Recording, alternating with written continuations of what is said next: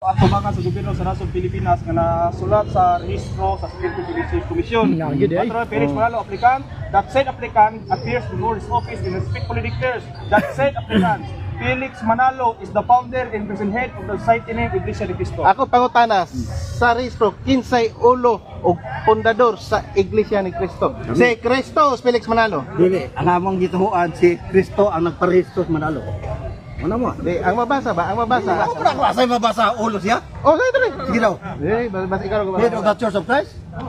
Felix Manalo, matod pa sa giingon sa Dili ko klaro, at may tumakan letra. sa Nasod Pilipinas, matod pa ni Felix Manalo. That said applicant, kini si that said applicant si Manalo ni. Sige. That said applicant appears before this office and respectfully declares that said applicant Felix Manalo is the founder and present head of the society name Iglesia ni Cristo. Ako pangutana. Pangutan. Kinsay ulo. Sige. Kinsay. Ay, sige ito. Kinsay. Nana. Sa yun kaya mo Oh, ako pangutana.